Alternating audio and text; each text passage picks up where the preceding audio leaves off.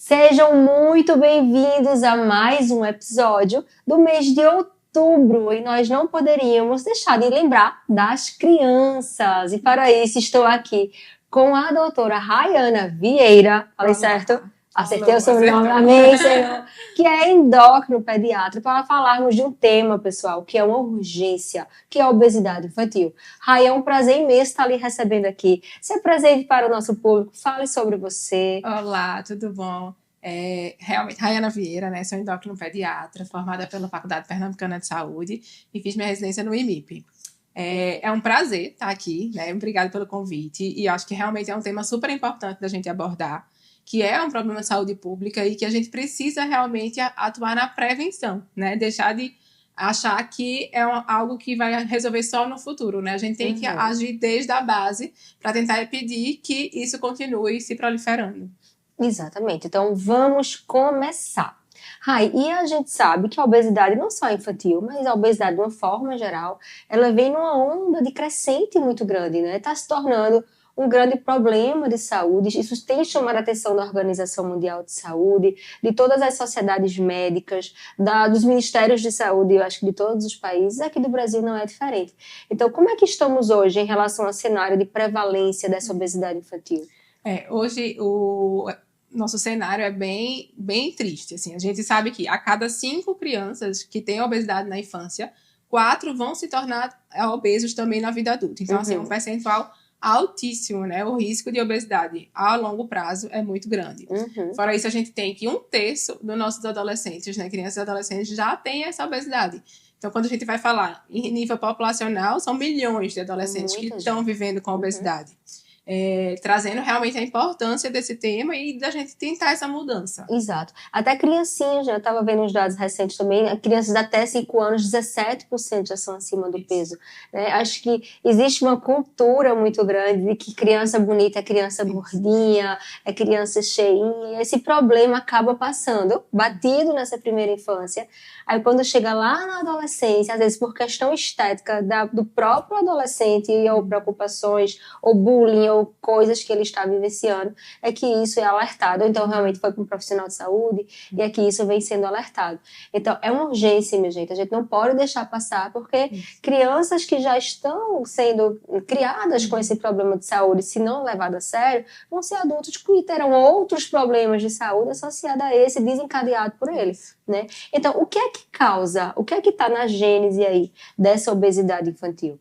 A obesidade infantil ela é multifatorial, tanto a infantil, tanto na vida adulta, né? Multifatorial. Tem causas genéticas, mas o principal hoje que a gente precisa realmente abordar são as causas ambientais, né? O estilo de vida. Então, são crianças que são sedentárias, a questão do uso de tela hoje em dia, a gente sabe que interfere em todas as áreas, inclusive na obesidade. Então, o nível elevado de tela vai levar a uma dificuldade de sono, que a gente sabe que o sono tem uma desregulação hormonal, né? Ele vai fazer com que haja uma desregulação entre leptina e grelina, que são hormônios que vão fazer a fome e a saciedade.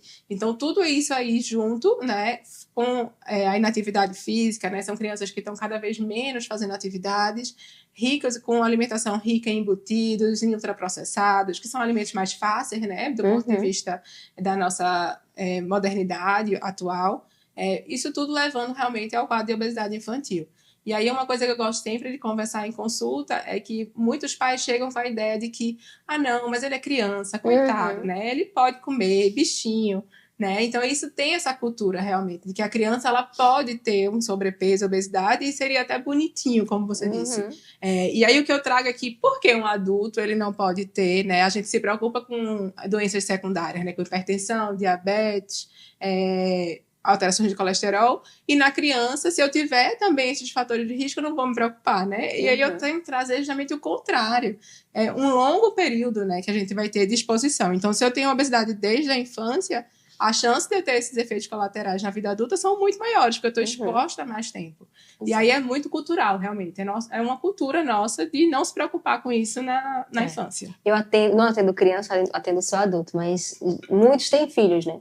E aí, quando eu abordo esses adultos, sempre digo, a gente precisa mudar a alimentação da casa, né? A alimentação da família tem que ser a alimentação saudável. É muito mais fácil a gente seguir uma alimentação saudável se minha casa inteira adere, se a feira da minha casa é uma feira saudável.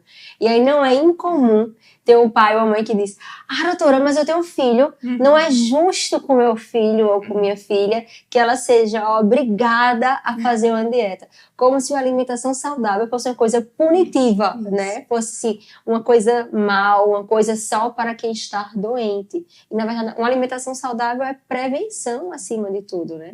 A gente precisa normalizar comer saudável. O que não é saudável é para ser exceção. O negócio está tão bagunçado que a gente está fazendo o inverso. A gente normaliza uma comida inadequada, uma comida cheia de embutidos, de defumados, de ultraprocessados, de gordura saturada, de açúcares. E o alimento saudável, a fruta, legumes, o que era para ser a base da nossa cadeia alimentar, virou assim algo de punição. Porque eu tenho que fazer uma dieta. Coitado, tem agora que comer fruta e verdura. Isso é muito importante, né? A feira do mês, ela é o ponto inicial da mudança de uma casa. Então, se a partir do momento que eu vou fazer aquela feira, eu faço uma feira inteligente, uma feira consciente, eu levo para minha casa alimentos que eu posso consumir, que toda a minha família pode consumir, a chance de sucesso vai ser muito maior. No momento em que eu levo refrigerante, suco de caixinha, biscoito, salgadinho, bolinho, até o adulto vai comer, né? Não é só a criança. Qualquer pessoa, se vou abrir a geladeira e tem lá essa opção, é um momento que eu estou mais estressada, que eu estou mais com pressa, eu vou lá e consumo, né? Então, se a gente blinda, eu gosto muito de falar, a gente tem que blindar a nossa casa, porque quando a gente vai sair, a gente vai para uma festa, já são oferecidos certos tipos de alimentos que a gente não é para estar no nosso dia a dia. Então, se dentro da minha casa, pelo menos, eu consigo fazer essa organização, né? Na hora da feira, eu consigo organizar, planejar o meu mês, a chance realmente do sucesso de toda aquela família vai ser muito maior. E o que faz a diferença é a rotina, não é a exceção, né? Isso. A gente não tá falando para deixar nenhuma criança alienígena que não pode, ela não pode comer um doce nunca, né? Ela não pode tomar um copo de refrigerante. A gente não tá querendo que ela fique a esquisita, né? Era o que eu tava conversando com o pai um dia, que é um paciente muito querido, e ele dizendo: eu não posso deixar ela se comer, ela sai com os amigos. Você nem vai. Quando ela sair com os amigos dela, ela vai comer o doce dela, tomar o refrigerante dela. Isso não pode estar incorporado na sua rotina de dia a dia, porque isso é o que faz a grande diferença. Né? Existe uma penetrância genética importante na obesidade, a gente sabe disso. Né? Se eu tenho pai e mãe obesos, eu tenho 10 vezes mais um risco de ter obesidade. Mas o gene se manifesta quando o ambiente proporciona. Né? Então, assim, a obesidade é 30%, 40% ali genética, mas 60%, 70% ambiente. Então, esse nosso ambiente, minha gente, ele tem que estar organizado, né? Tem que estar planejado. Tem que estar planejado. Se a gente planeja, fica muito mais fácil. Se a criança está ali, ela tem os pais como um referencial, né? Se está ali como um exemplo para você, então é muito mais fácil dela aceitar. Diferente de, não. Às vezes eu recebo assim na consultório dois filhos. Um tem obesidade, o outro não tem. E aí diz, não, eu compro comidas diferentes para ele. Não precisa ser diferente. A comida saudável, ela é para ser para todo mundo, né? Porque independente, se aquele outro filho ali ainda não está com sobrepeso e obesidade, mas se ele está se alimentando de forma errada, também vai ter os efeitos colaterais, também vai ter a propensão de doenças, né, secundárias na vida adulta. E você começa a criar uma imagem ruim da alimentação para aquela criança. Então, isso vai crescer com a imagem punitiva. Veja, o meu irmão era magro, então ele podia comer o que ele quisesse. Eu era acima do peso, eu era gordo, então, para pagar o preço disso, eu tinha que comer frutas e verduras. A pessoa cresce com o quê? Com distúrbio alimentar, né? Com neurose alimentar por conta de uma relação criada na infância. Então, é normalizar o saudável, né? Isso é o básico. E aí, Maíra, assim, super importante falar dessa questão, né, do psicossocial, realmente, da obesidade traz.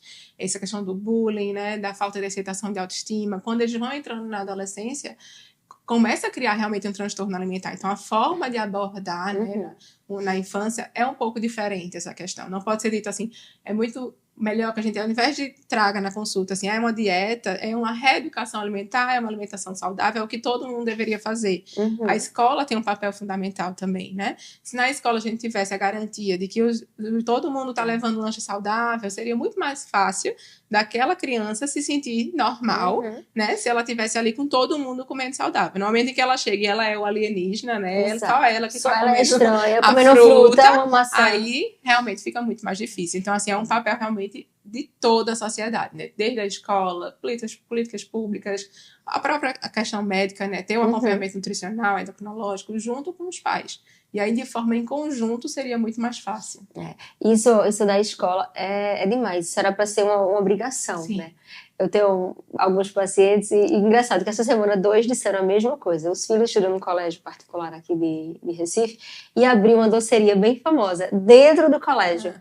E aí, veja, as mães, que são minhas pacientes, são 2 mães, estão com problema com isso, porque agora elas estão chegando antes para parar na doceria para comer um pedaço de bolo antes de pegar os filhos na escola. Então, imagine para as crianças. Sim. Uma criança, um adolescente que está ali, né, precisando perder peso, fazendo uma dieta, sendo acompanhado, abre dentro da escola. Doce, né? Exatamente. Abre dentro da escola uma doceria. É quase... Olha, é difícil, é muito difícil. Onde entra a epigenética dentro disso? É um termo muito novo, né? A relação de epigenética com doenças crônicas, entre ela a obesidade. E qual o impacto de fatores ambientais nessa questão de obesidade quando a gente fala de epigenética? Em relação à obesidade, assim, se a gente tem uma criança que ela foi exposta, né, a essa obesidade desde a infância, o risco de desenvolver um adulto com pressão alta, com hipertensão, com diabetes tipo 2, vai ser muito maior. Né? Ela vai estar exposta há muito mais tempo. E aí, esses efeitos colaterais, eles vão chegar, né? Alterações de colesterol, exame de sangue, às vezes até na infância a gente já consegue encontrar quando tem esses fatores de risco. E aí, se tem pais que também têm esses fatores, né? Que também tem esse fator de risco nessa família, a gente vai, sim, evoluir com a maior chance de desenvolver. E, Rai, a alimentação materna durante o período da gravidez tem algum impacto, um risco maior de obesidade durante a primeira infância ou a vida adulta? Tem. A gente vê que os estudos eles mostraram que desde a gravidez está sendo formado aquele paladar, né? Então, no líquido amniótico já tem um sabor. Então, se aquela mãe, aquela gestante, ela está se alimentando de alimentos mais gordurosos, mais adocicados, a criança ela tende a ter um paladar maior para esse tipo de alimento. Fora a formação de uma forma geral, né? Então, quanto mais natural, quanto mais nutrientes, né, a gente conseguir consumir durante a gravidez, vai ser melhor para essa formação. E aí, desde a infância, a gente tem comprovação de que se você tem uma alimentação mais balanceada, até no leite materno, quando tem amamentação, você vai ter uma chance menor de ter obesidade. Então, o leite materno de uma mãe que tem uma alimentação saudável, ele é um fator protetor para a obesidade no futuro. Olha aí, minha gente. Então, se você está planejando ser mãe ou pai, já comecem modificando o ambiente de vocês hoje, né? Hoje já é o momento. E não é só a mãe que tem essa responsabilidade, não, porque a alimentação do pai também interfere. Antes, né? Antes da fecundação acontecer, o espermatozoide do pai também tem influência da alimentação dele. Então, bora modificar, tornar essa alimentação da casa aí saudável, antes da gente pensar em ter prole, né? E depois continua. E depois continua, porque você vai ser o exemplo, né? Então, se você está comendo saudável na mesa com seu filho vai entender que aquilo ali é o normal, né? Exato. E como é que a gente trata essas crianças com obesidade? O que é que a gente tem hoje disponível? Então, a gente tem avançado bastante, né, em questão do tratamento. A gente sabe que a obesidade é um tratamento crônico, né, é uma doença crônica em que não existe a cura da obesidade, né, é uma reeducação alimentar, é uma mudança de hábito. E aí, primeiramente, sempre a gente vai precisar que a família e que essa criança ela tenha essa mudança, né? Não adianta a gente partir para um tratamento medicamentoso se não há esse entendimento, né, da família e daquela criança, adolescente, de que precisa realmente mudar os hábitos. Mas hoje a gente já tem alguns medicamentos que são liberados, né? A gente tem a questão do Orlistat, que já é o mais antigo. Na criança é um pouco difícil de utilizar por conta dos efeitos colaterais. Então, assim, a gente acaba não utilizando tanto, né? E tem o mais propensor que a gente tem a liraglutida agora e que está liberada a partir dos 12 anos e que é uma medicação que pode ser realmente utilizada. Agora, tudo com suas devidas indicações, né? E com acompanhamento médico, né? Não pode ser feito de forma aleatória. Tem que realmente ser seguido os protocolos direitinho para que a gente tenha o benefício. Perfeito. A SEMA agora também... Graças a Deus, estamos ampliando o nosso arsenal. Sim. A SEMA com Steptin foi liberada agora a partir dos 12 anos também. Temos medicações eficazes já, né? Porque o Orlistat, meu Deus, é uma covardia, né? Para quem não entende o que a gente está falando, é porque o Orlistat é uma medicação que ela não age na fome, né? Então, daí já é uma coisa um pouco difícil. Seria na absorção, né? Na absorção, exato. E um dos efeitos colaterais dela é diarreia, escape fecal, flatulência, gases. Para criança não é legal. Imagine para uma criança que está numa escola, tem um escape fecal no meio da aula, né? É um bullying pro resto da vida, a criança não volta mais para a aula, né? Então, de fato, é bem complicado. E quais são as complicações? A gente já falou de algumas, né? De diabetes e tudo mais. Quais outras complicações essas crianças podem ter a curto prazo e também a médio e longo prazo, como a gente já citou, o diabetes principalmente? A curto prazo, a gente tem a questão da obesidade, ela vai influenciar muito também no estilo de vida. É uma mão dupla, né? O sono atrapalha a obesidade atrapalha o sono. O sono atrapalha a questão da atividade física. Então, crianças com obesidade têm dificuldade de ter locomoção. Então, pode ter doenças ortopédicas, alterações de joelho, alterações de coluna. Então, uma coisa vai puxando a outra, né? Na realidade, né? Então, tudo isso está interligado. É questão de sono, questão de atividade física, problemas ortopédicos, questão do ronco, né, a apneia do sono, a gente sabe que pode acontecer em crianças com obesidade e que tudo isso vai atrapalhar no crescimento. Às vezes eu recebo paciente no consultório com queixa de crescimento. Meu filho não está crescendo, certo? Mas aí ele tinha obesidade, né? Então o problema não foi o crescimento, porque a obesidade ela tem uma liberação que vai fazer uma maturação óssea mais precoce, vai atrapalhar esse crescimento, vai ter o fechamento das epífises de forma mais rápida, e com isso eu vou ter realmente uma baixa estatura, mas o problema estava lá, na base, e que a gente estava deixando passar despercebido, né? Só começa a perceber quando vem aquela coisa mais, meu filho é o menor da turma, né? E aí é quando chega pra gente. Perfeito. Eu acho chocante, assim, quando a gente começa a ver crianças e adolescentes com diabetes tipo 2, né, que já foi conhecido como diabetes do adulto, né, muito lá atrás. O DM1 era o diabetes infantil, o DM2 era o diabetes do adulto, que é uma doença pela resistência insulínica que, de fato, requer anos, né, dessa obesidade descompensada para a gente vir a desenvolver. E a gente vê hoje criança de 10 anos, adolescente de 15, 16 anos, não sei se você já viu mais precoce. Já vi mais cedo até, e a gente consegue até, é uma forma de a gente até mostrar em consulta, né, a questão da acantose, dessa questão que fica o pescocinho mais escurecido na região das dobras, axila, região inguinal, e aí é uma forma de a gente até, porque às vezes a gente não tá vendo, a gente tá só falando, o pai e a mãe não entendem tão bem, mas aí a partir do momento que a gente chega no exame físico, né, tá vendo esse pescocinho mais escuro? Já tentei limpar, já passei tanto produto e não sai.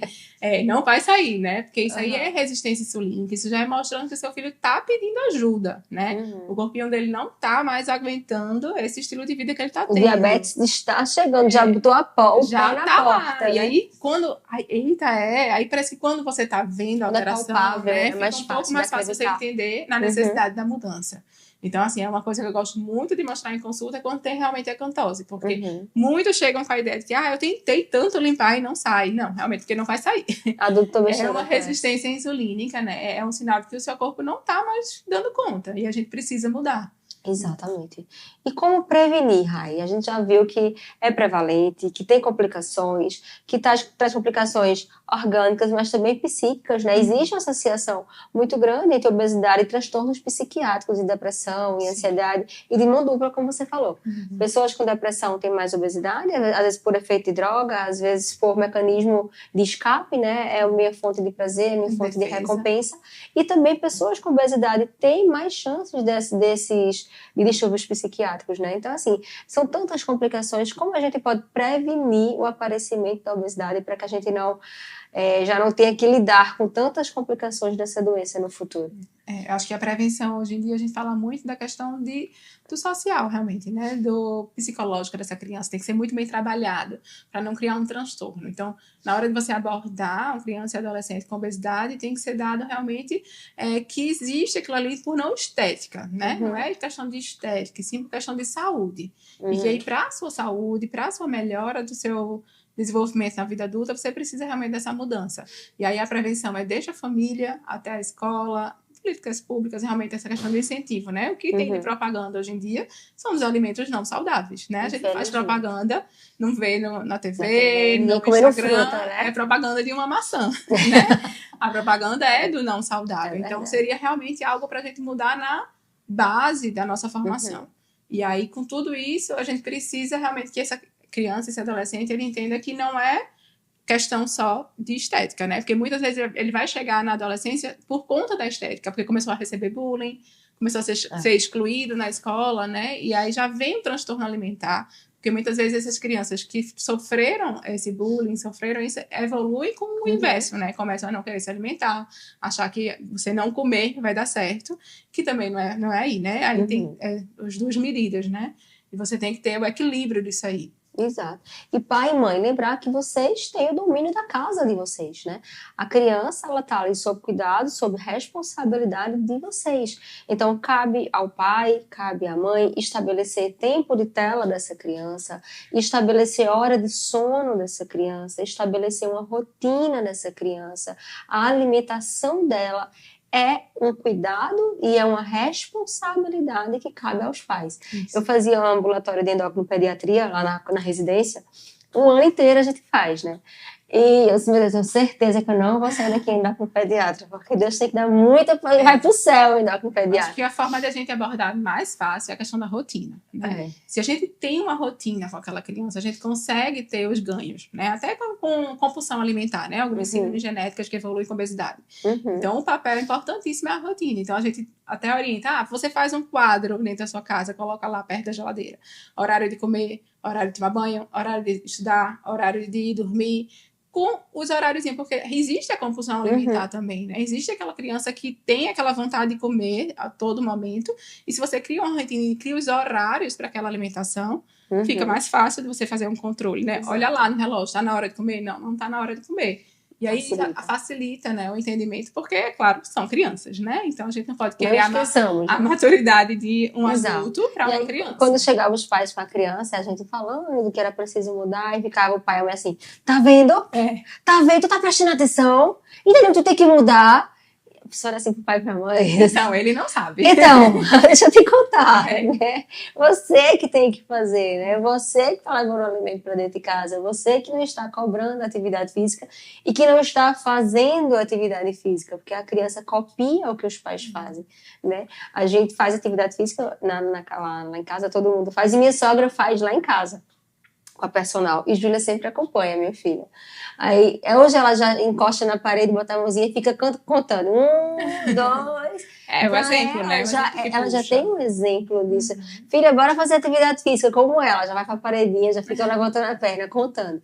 Então, a gente precisa mostrar, né, o que é normal, o que tem que ser feito, dar o exemplo arrasta. Sim. Né? A fala não arrasta, o exemplo arrasta. Não adianta a gente dizer tem que ser, tem que fazer. A gente tem que fazer e mostrar como que faz. Só falar vai ser fácil, né? Não vai conseguir realmente ter um benefício. Perfeito. E, Rai, quais são suas considerações finais para o público que nos assiste? Nos fala. Eu acho que hoje, assim, o mais importante para a gente concluir aqui seria que realmente é muito importante, né, a gente abordar esse tema com os pais, com os avós, né, que tem uma cultura realmente antiga de que, é gordinho, é tudo bem, e tá tudo, vamos manter assim, depois resolve, né, depois se resolve, não é depois, né, o momento da gente resolver é agora, o momento da gente resolver é hoje, a gente precisa mudar a partir de hoje, então não pensa no futuro, pensa em hoje, o que é que eu vou fazer para mudar? Então, vamos fazer uma feira melhor, vamos começar a fazer atividade física em família, vamos criar ambientes, né, até de brincadeira mesmo, ambientes lúdicos, que a gente possa sair do telefone, que a gente permita que ele tenha uma noite de sono melhor, criar um ambiente de rotina melhor para o sono, e com tudo isso a gente colher os frutos no futuro, senão a gente realmente vai estar só propagando esse aumento, né, da prevalência de obesidade. Exato, eu acho que a mensagem é essa. Acho que a minha mensagem, enquanto médica de adulto, principal é: seja você o exemplo da sua casa.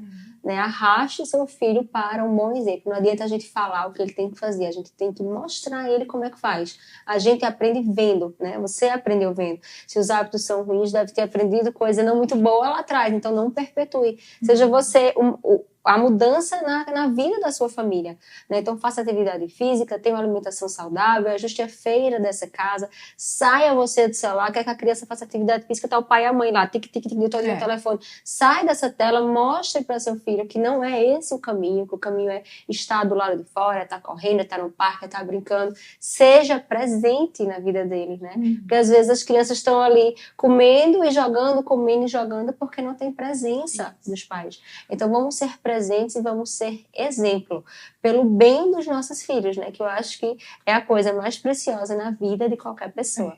né? Então, se você decidiu tê-los, ou se você tem, mesmo sem decidir, cabe a nós agora cuidar e dar o nosso melhor, né? Então, é isso, Rai. Muito obrigada pela sua participação. Esse tema é um tema muito querido, porque é da área que eu mais amo de falar, que é a obesidade. Então, foi um grande prazer. Eu espero que para você tenha servido, que a mensagem tenha sido clara, que isso traga mudanças na vida da sua família. Não deixe de seguir o canal e de assistir o próximo episódio. Muito obrigada.